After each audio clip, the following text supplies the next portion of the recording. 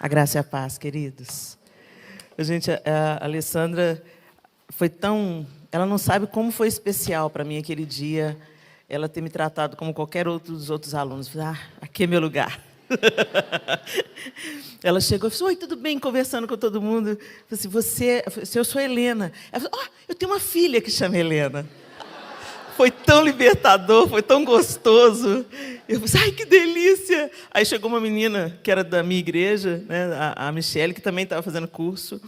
Eu falei assim, Helena Tanuri. Eu falei, tira o Tanuri. Não que eu não gosto do Tanuri, eu quero honrar o sobrenome do meu marido, né? Mas é tão bom ser Helena. É Helena, irmã de vocês, e é tão bom isso.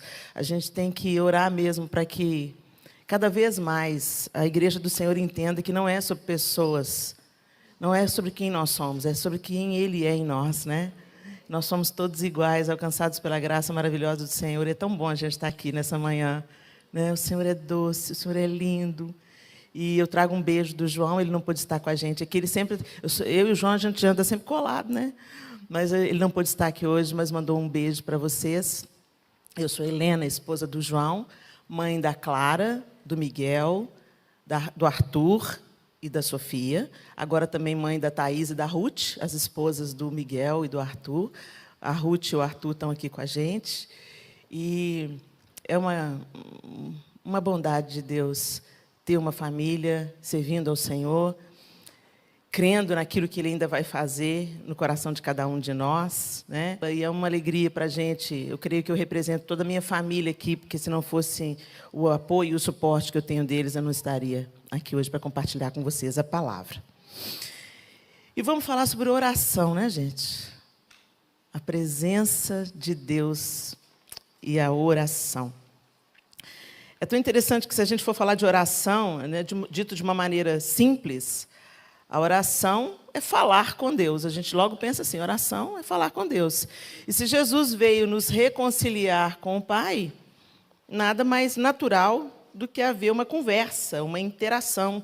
Não existem relacionamentos sem conversas. Então, a gente pensa, a parte que Deus fala é a sua palavra, a parte que eu falo é a oração. E de um jeito simplório, assim, a gente pode dizer que a oração é falar com Deus. Mas, embora seja uma interação não entre iguais, porque o Senhor é majestoso, todo-poderoso, Ele, em sua incomparável graça e amor, nos convida, né, a interagir com Ele através da oração. Ele nos falou, como escreve o autor de Hebreus, por muitas vezes e de várias maneiras, por meio dos profetas e, finalmente, por meio do Filho, a quem constituiu o herdeiro de todas as coisas e por meio de quem fez o universo. Por sua palavra, Ele cria, fala, revela o seu coração e caráter e inclina os ouvidos para nos ouvir. Logo, orar não é apenas falar com Deus. Orar é responder àquele que primeiro veio em nossa direção. Orar é corresponder à sua generosidade e à provisão de Deus.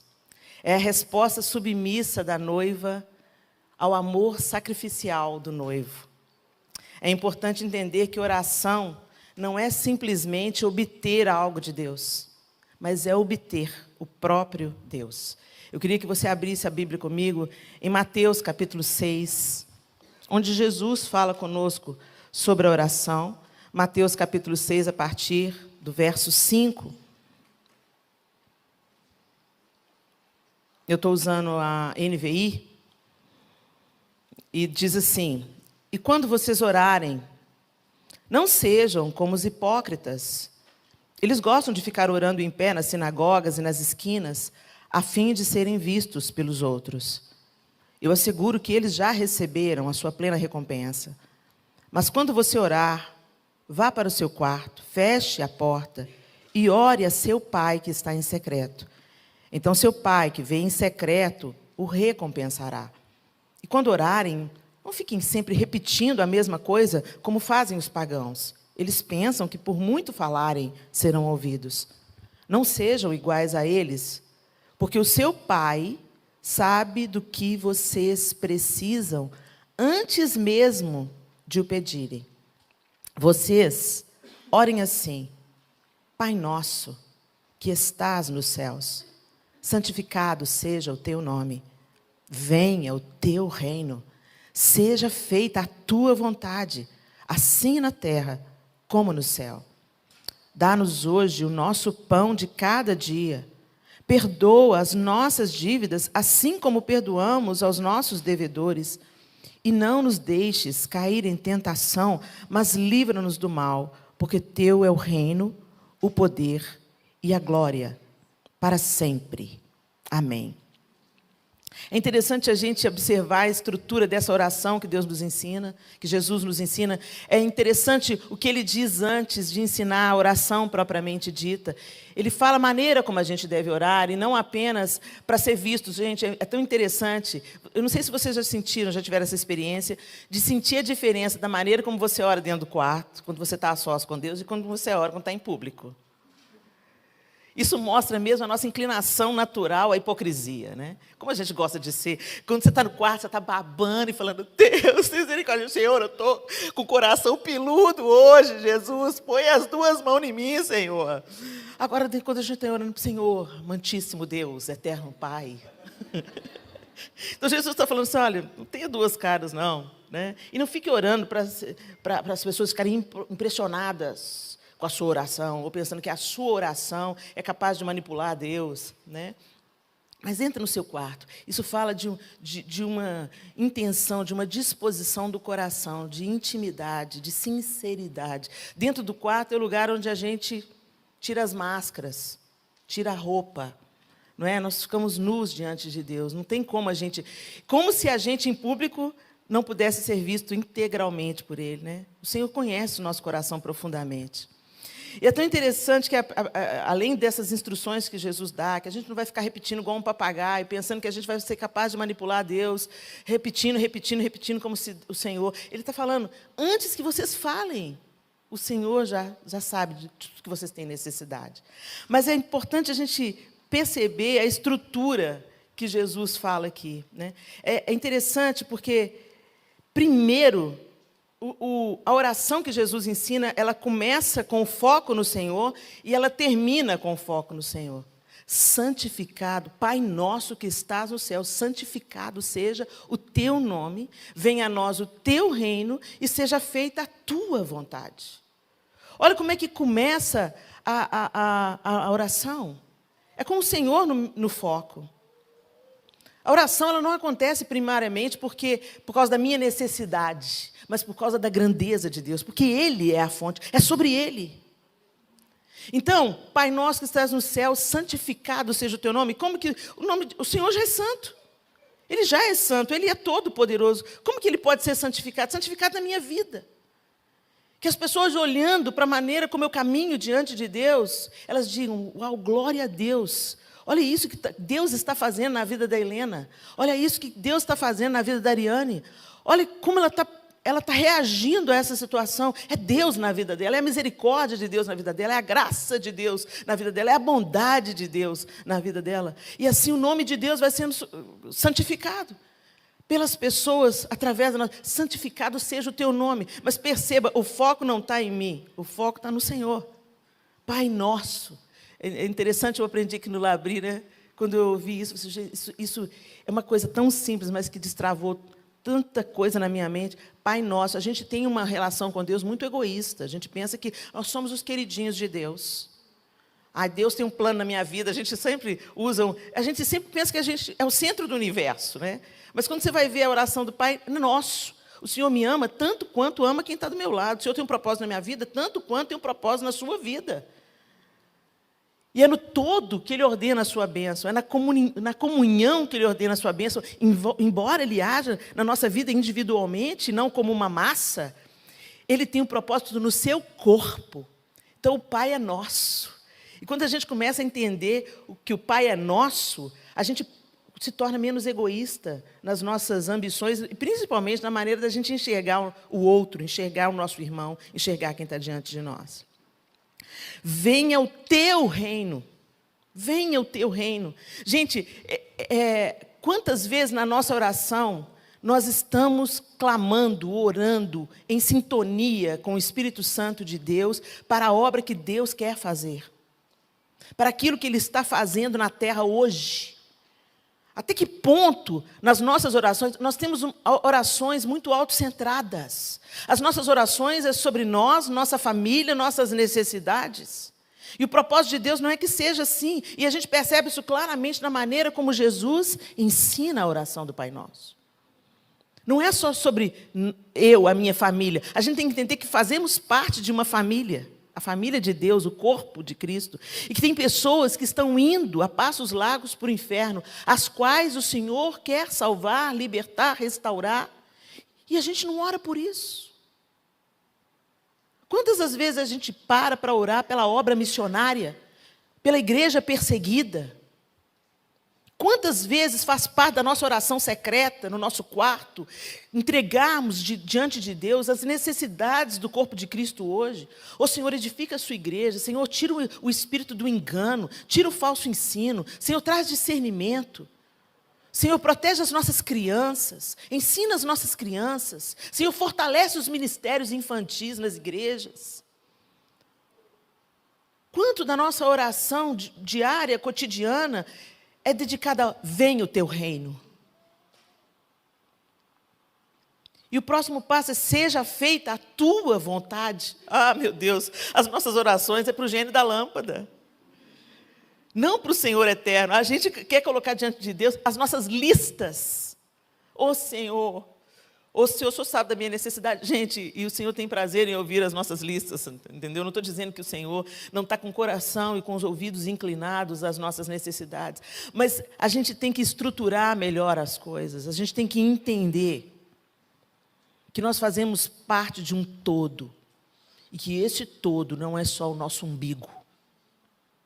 Que as nossas orações não podem continuar autocentradas à medida que conhecemos o Senhor. Sabe como criancinha? Quando a gente é criancinha, a gente pensa muito em nós mesmos, né? E quando a gente tem que começar a dividir o brinquedo com um irmãozinho que chegou, ou com um amiguinho, a criança, às vezes, passa por um período egoísta. Ela tem dificuldade de dividir o brinquedo. Mas, à medida que ela vai crescendo, ela vai amadurecendo, e outras pessoas vão chegando na vida dela, ela entende, se ela está sendo de uma maneira saudável, instruída, educada pelos pais, ela vai entendendo que a gente nasceu para compartilhar. E que é mais prazeroso quando a gente brinca junto, e não quando a gente retém o brinquedo só para nós. Isso não é diferente na nossa vida espiritual. A gente pode até começar uma caminhada autocentrada, meio egoísta, infantil, espiritualmente dizendo, mas o Senhor quer nos levar além. Ele quer nos levar além e nos libertar do egoísmo. Definitivamente, egoísmo e cristianismo são coisas que não deveriam coexistir. Seja feita a tua vontade. O maior exemplo disso foi a oração do Getsêmani. Jesus colocou diante de Deus a sua angústia.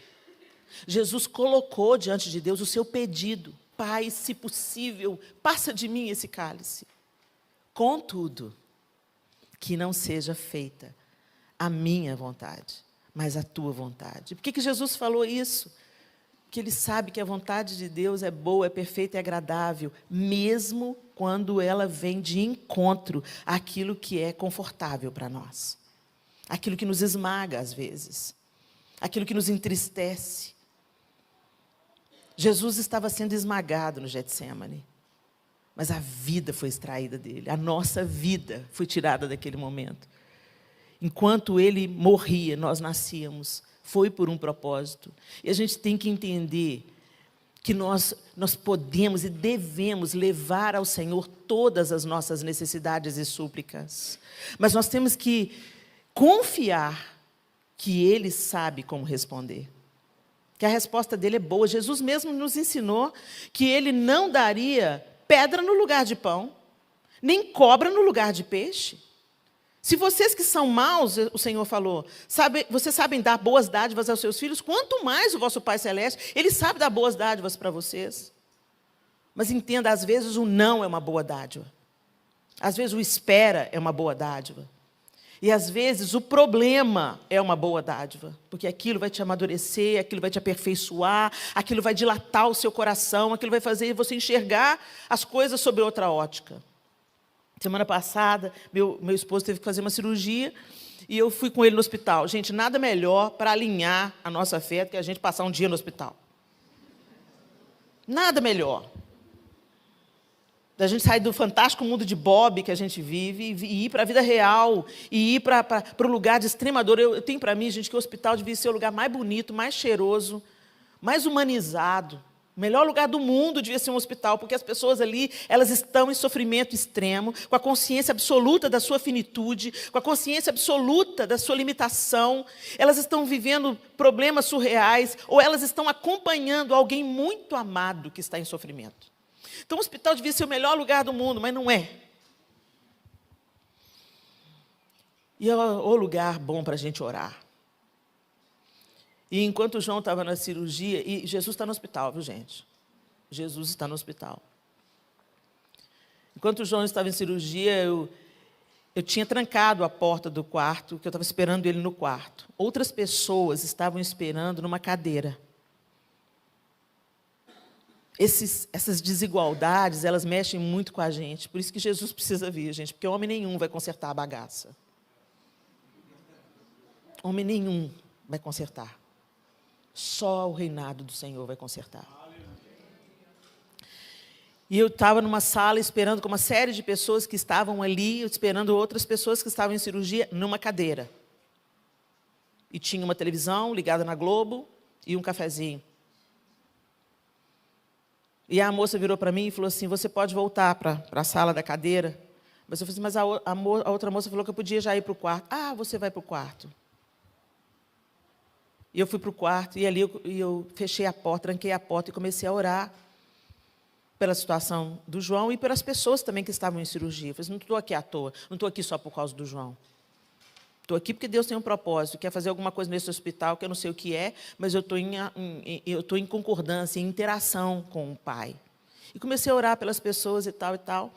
E houve um momento que alguém bateu para me entregar alguma coisa no quarto, e eu deixei a porta destrancada e voltei para a oração. E aí eu estava de joelho, e nessa oração, eu estava cantando uma música, e a música diz assim, que quando eu me sinto sozinho, o Senhor está.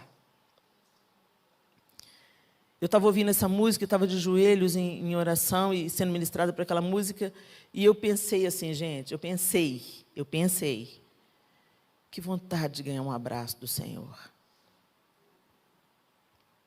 Aí uma pessoa bateu na porta e já foi abrindo. Sabe quando uma pessoa bate e já vai abrindo?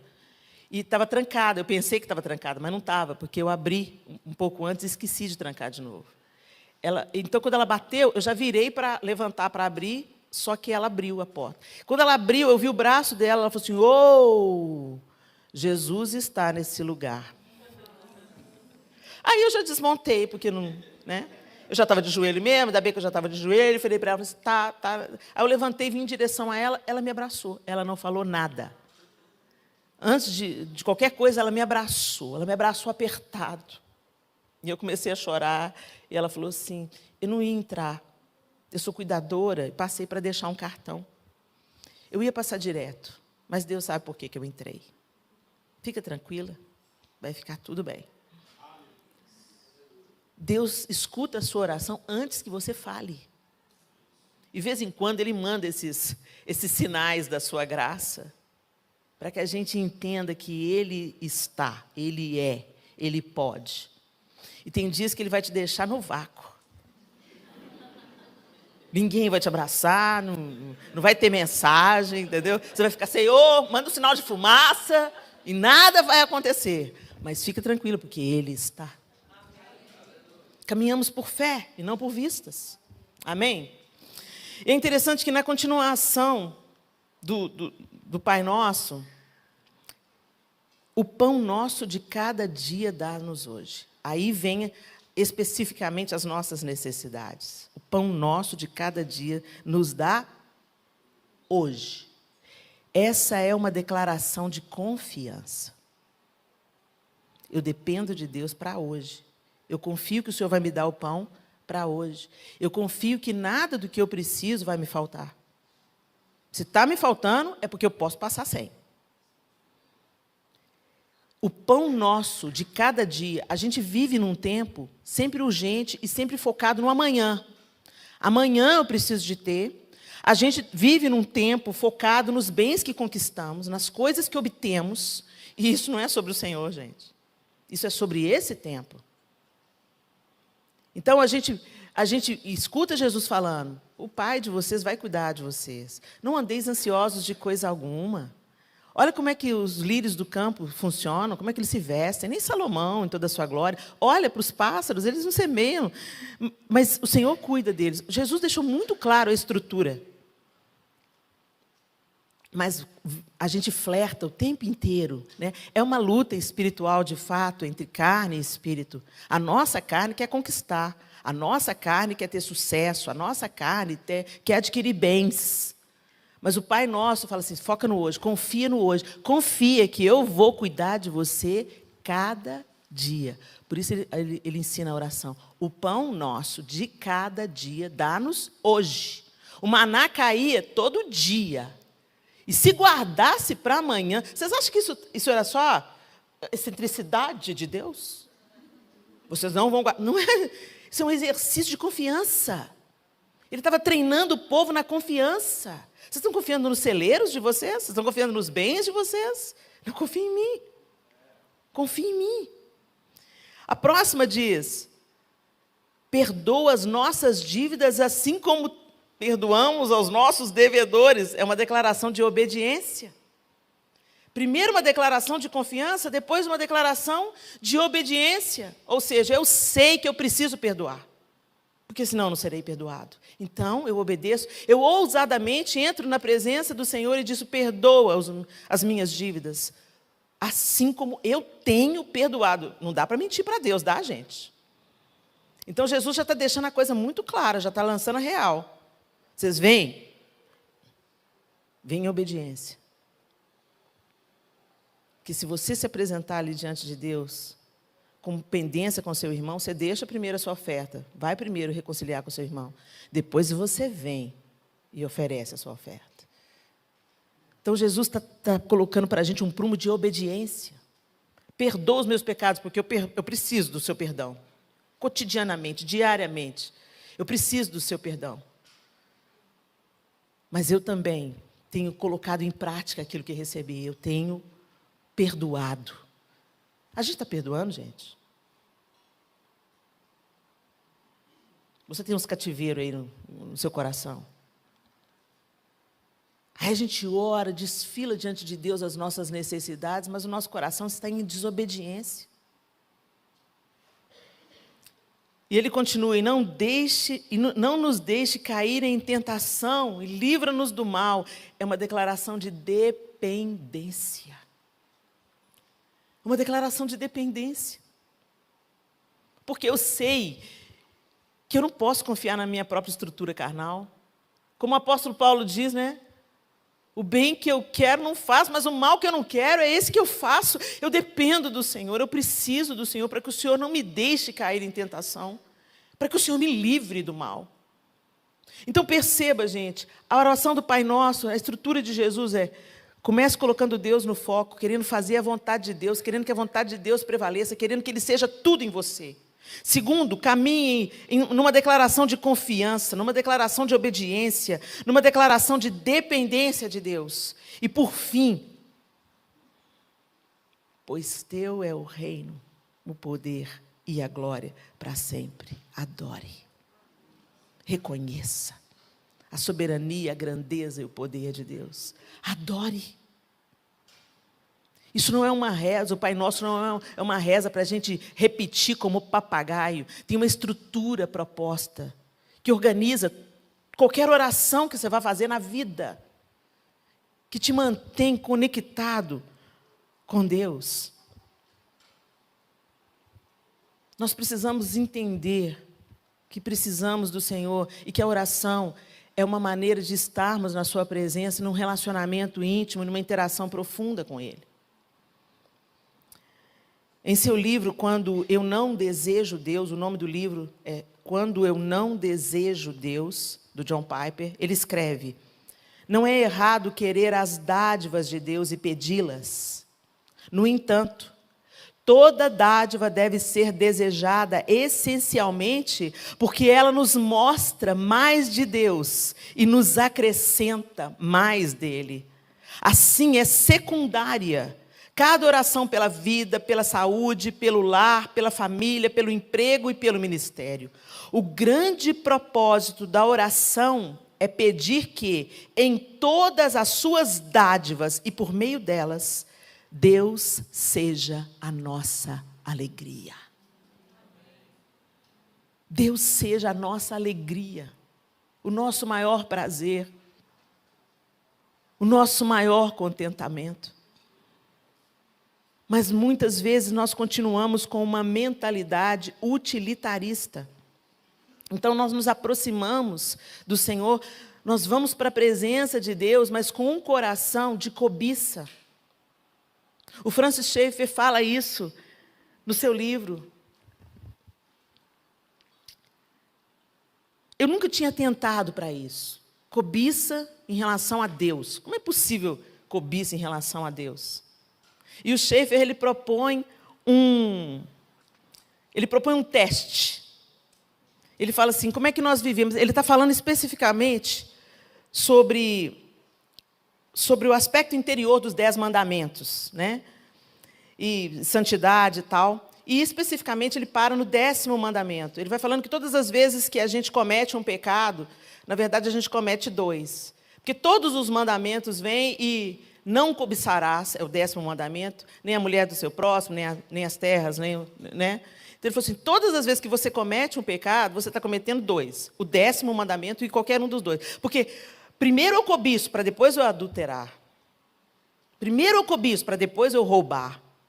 Então, ele vai fazendo essa relação e ele está explanando sobre isso. E ele fala assim, ele propõe um teste prático, né, para a gente identificar a cobiça contra Deus. E eu ficava pensando, gente, é possível cobiçar contra Deus? E ele está dizendo assim, eu devo amar a Deus o suficiente para me sentir satisfeito. E eu devo amar o meu próximo o suficiente para não sentir inveja dele. Então, ele coloca essa proposta de como que a gente pode passar um crivo no nosso coração, um teste no nosso coração. Será que eu estou totalmente satisfeita em Deus? Porque se eu sou plenamente confiante, satisfeita, e expresso isso com ações de graças, mesmo quando a coisa não está do jeito que eu queria, então eu estou numa relação, em oração com a presença de Deus adequada. Agora, se não, é uma coisa que a gente precisa de deixar a sonda de Deus descer ao nosso coração. Será que nós confiamos plenamente em Deus?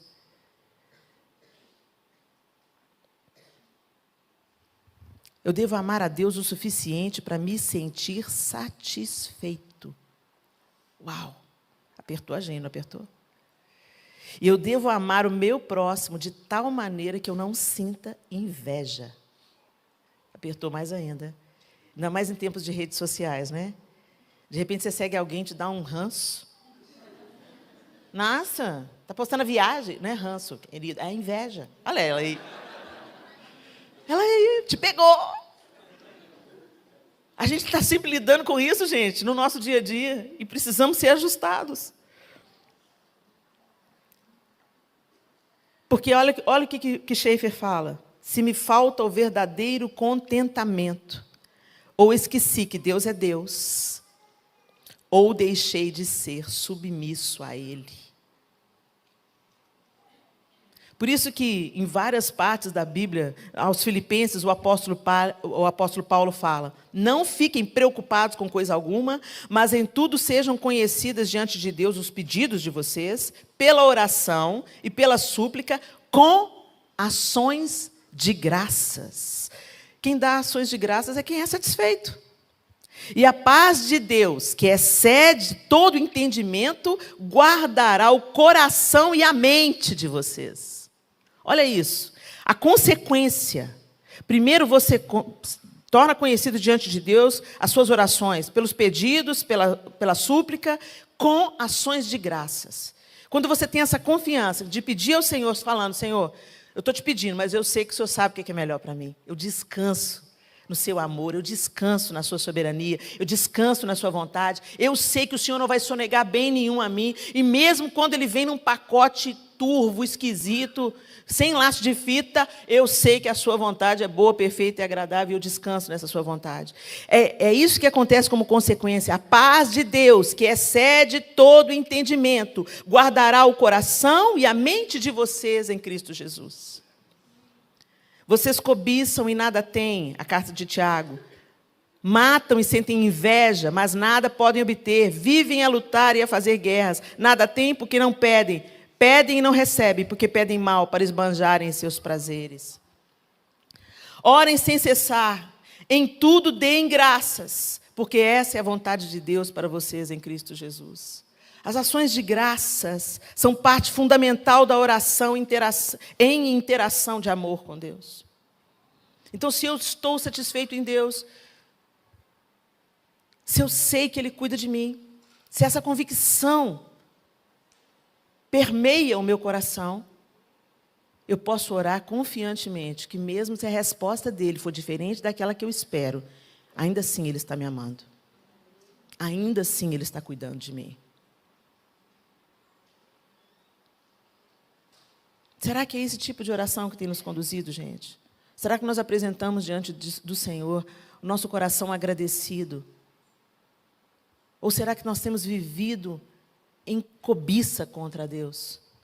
A gente tem um relacionamento com Deus utilitarista. Nós queremos gozar das suas benesses, das suas bênçãos, do seu livramento, da sua bondade, da sua misericórdia, como literalmente um Papai Noel. Como literalmente, eu vejo cristãos, muitas vezes, com uma vida de oração pautada no... Eu peço, e o Senhor tem que me atender, porque eu tenho vivido diante dEle e Ele tem promessa para mim. Por isso, depois do ano passado, do último resultado das eleições, e nós não vamos entrar nesse mérito profundamente, mas eu fiquei chocada da reação de cristãos imediatamente perto de mim, ou pessoas que interagiam comigo através das redes sociais. Uma desesperança tomou conta dos crentes. Deus não ouviu a nossa oração, eles diziam.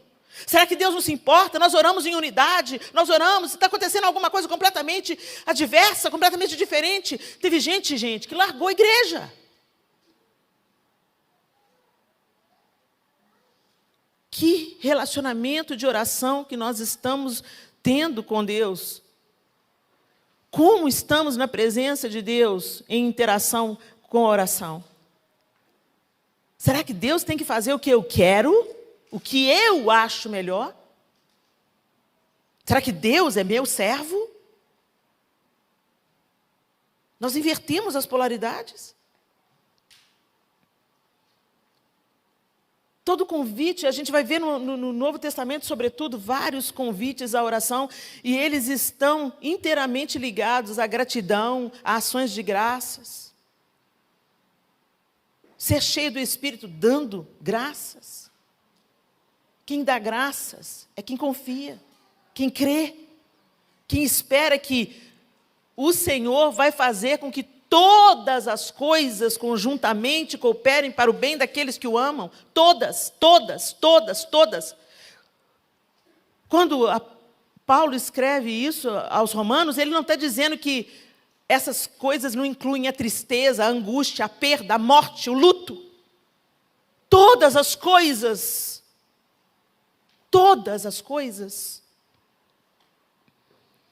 Mas, infelizmente, a gente vive mais forjado no tempo de hoje pelas expectativas que temos num Deus que vai nos dar sucesso terreno.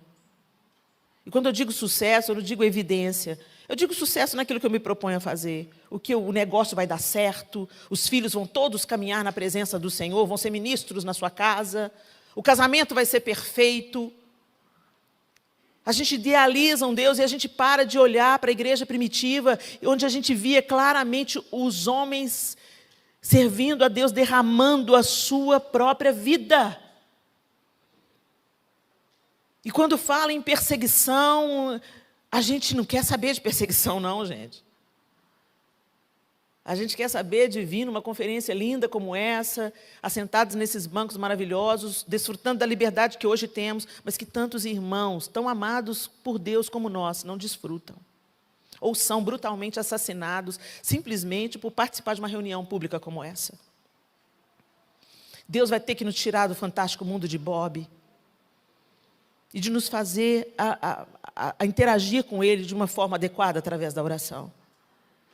Não uma oração autocentrada, mas uma oração que coloca a glória e a expectativa na bondade, no reino de Deus, na sua justiça, confiando plenamente, dependendo plenamente, obedecendo plenamente e dando glórias por tudo ao nosso Deus e Pai, pois teu é o reino, o poder e a glória para sempre.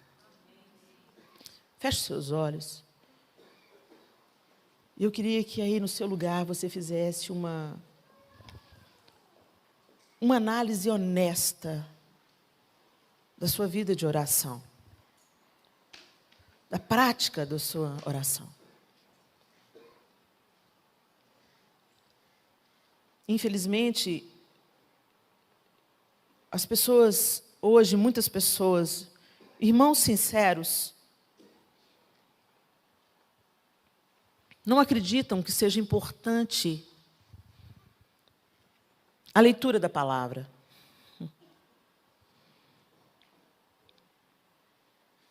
A palavra é a parte do relacionamento que Deus fala, Deus ensina, Deus exorta, Deus convida, Deus consola.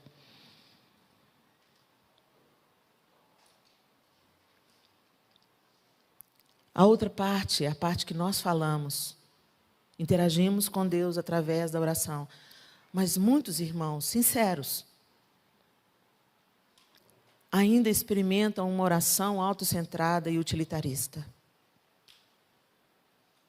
E mesmo os mais maduros, ocasionalmente pode ocorrer conosco de nós entrarmos nessa oração utilitarista e autocentrada.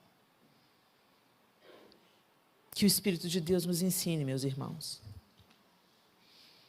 E nos ajude a ter um coração que ora conforme a vontade de Deus. Que assim como Jesus ensinou, coloque o foco na fonte que é o Senhor e não na nossa necessidade. Que nos faça interagir com Ele e não apenas apresentar as nossas listas. E que nessa interação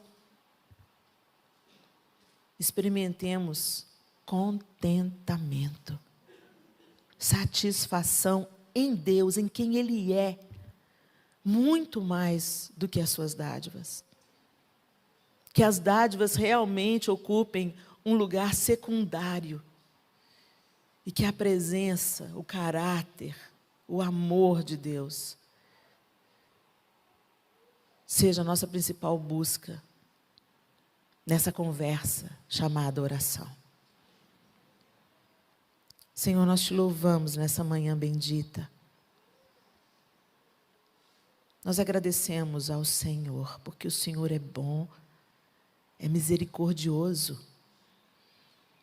O Senhor falou primeiro e nos atraiu, nos convidou para termos comunhão contigo, através da oração. Nos perdoa, Senhor, porque muitas vezes exercemos cobiça contra o Senhor.